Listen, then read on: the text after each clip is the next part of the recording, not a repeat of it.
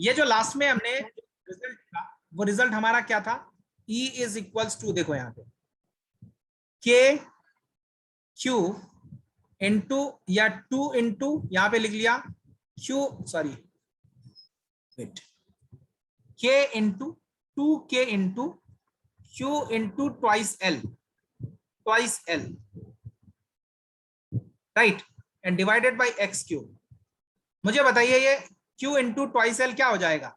अच्छा, हमारे पास dipole moment कितना होता है? q into D, and D हमारे पास कितना था? q इंटू ट्वाइस एल, क्योंकि सेपरेशन कितना था? ट्वाइस एल का। तो ऑब्वियसली यहाँ पे हमारे पास E इज इक्वल टू कितना हो जाएगा? 2kp divided by x cube. नहीं आया समझ? बोलो।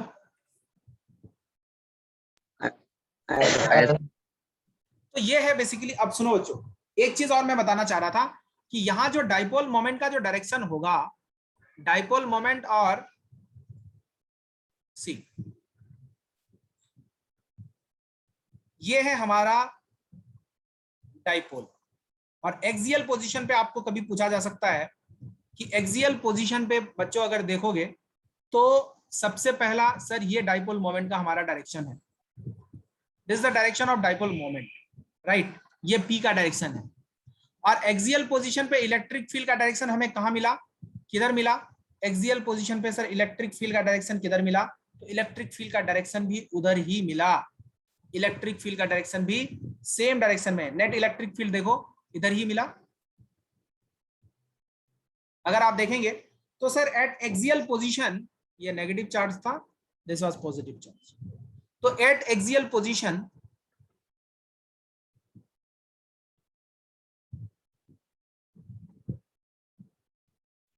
at axial position, direction of electric field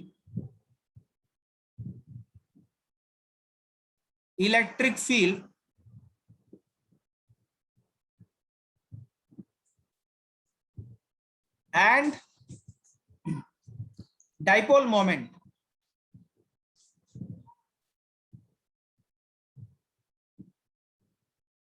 is same, है ना? तो एक्सियल पोजीशन पे डाइपोल मोमेंट और इलेक्ट्रिक फील्ड का डायरेक्शन क्या होगा बच्चों? सेम होगा। और इसका मैग्नीट्यूड हमें इस वाले रिजल्ट से ओनली मतलब है 2kp by x cube, where x cube is the distance of that point from the center of the dipole। ये x कहां से मेजर किया था हमने? इसके सेंटर से मेजर किया था बच्चों, राइट। क्या समझ में आई या किसी को कोई डाउट है इसमें? बोल दो, डाउट तो नहीं है? तो मैं आगे चलता हूं। गुड, चलो नाउ नेक्स्ट है हमारे पास electric field.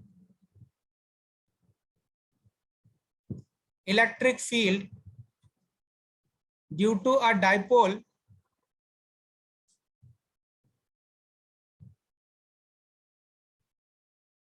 at its equatorial position, equatorial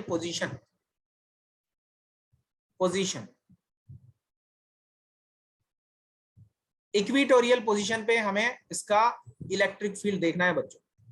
equatorial, हाँ ऑलवेज सेम होगा, एक्सियल में सेम होगा,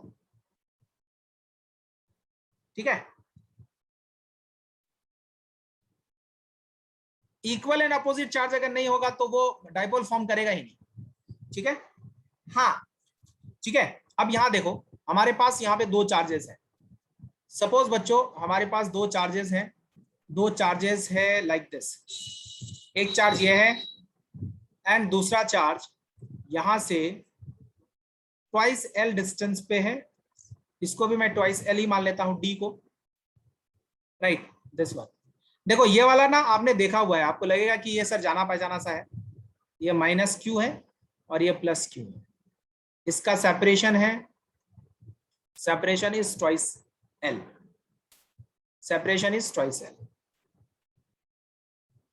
इसके सेंटर से, इसके मिड पॉइंट से हमें फाइंड करना है इक्विटोरियल पोजीशन। तो इक्विटोरियल पोजीशन कुछ नहीं है बच्चों, वो है परपेंडिकुलर बाइसेक्टर। परपेंडिकुलर बाइसेक्टर को ही इक्विटोरियल कहते हैं। तो यहां देखो इस पोजीशन पे आप ऊपर जाओगे, यहां पे समवेयर यहाँ पे मैं इस P पॉइंट पे चाहता हूं इलेक्ट्रिक फील्ड को फाइंड करना, इस P पॉइंट पे इलेक्ट्रिक फील्ड फाइंड करना चाहता हूं, right. Equal and opposite form नहीं करेगा तो पोलराइजेशन होगा ही नहीं, तो मेजर नहीं होगा। हाँ कह सकते हो बिल्कुल नजीबुल, है ना। ओके अब बच्चों यहां पे अगर आप देखेंगे तो ये चीज आपने ऑलरेडी देख रखी है, इलेक्ट्रिक फील्ड हमने फाइंड किया था या फोर्स फाइंड किया था। तो अगर देखेंगे बच्चों तो सुनो, ये वाला पॉइंट और ये वाला पॉइंट, ठीक है, इस पॉइंट से इस पॉइंट, और हमने यहां से कितने डिस्टेंस पे माना है, x डिस्टेंस पे, इसके सेंटर से x डिस्टेंस पे ये पॉइंट माना है। बोलो इलेक्ट्रिक फील्ड इस नेगेटिव चार्ज के वजह से किधर होगा। Sir electric field due to this negative charge is, electric field due to this negative charge is towards this point and electric field due to this positive charge is towards this। याद करिए, ऐसी चीजें देखी थी क्या हमने, ऐसा देखा था। हाँ सर, यस सर, याद करो कोर्स में मैंने कहा था कि ऐसा एक डायग्राम आगे भी मिलेगा आपको जब डाइपोल पढ़ेंगे। तो देखो ई नेट किधर हो जाएगा, इधर के डायरेक्शन, इसको मान लो ई पॉजिटिव का ई, और इसको मान लो ई नेगेटिव का ई, और इसको मान लो ई इक्विटोरियल, इक्विटोरियल। तो क्या बच्चों यहाँ पे ई इक्विटोरियल आप बता सकते हो, मुझे फाइंड कर कर बता सकते हो कितना होगा इस ई इक्विटोरियल की वैल्यू। yes, हाँ तो बताइए कितना होगा। Q/√। हाँ हाँ, यहाँ पे भी x हमारा क्या है ना, यहाँ पे भी कंडीशन है this twice L is less than x, this condition is given here। इसका मतलब twice L का जो टर्म है या L का जो टर्म है उसको हम लोग नेग्लेक्ट कर सकते हैं एट दी सम पॉइंट, किसी एक पॉइंट पे जाके हम लोग इसको क्या कर सकते हैं, नेग्लेक्ट कर सकते हैं। लेकिन उसको, उसके लिए पहले इक्वेशन देखना पड़ेगा हमें, इक्वेशन आएगा तभी हम लोग उसको नेग्लेक्ट कर सकते हैं, राइट। तो बोलो कि क्या होगा इसका डाइपोल, बोलो बच्चों, कहिए।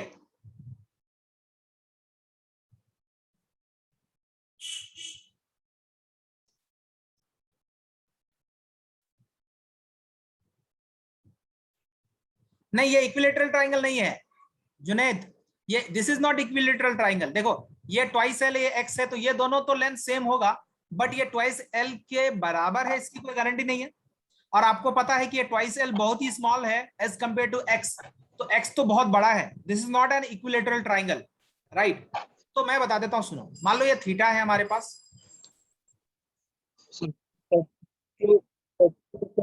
एक्सेस करनी होगा क्या। हाँ सुनो, मान लो कि ये दोनों क्या है हमारा, एक थीटा थीटा है, ठीक है ना, थीटा है। तो अगर ये थीटा हम लोग फाइंड कर लेते हैं तो हमारा काम हो जाएगा।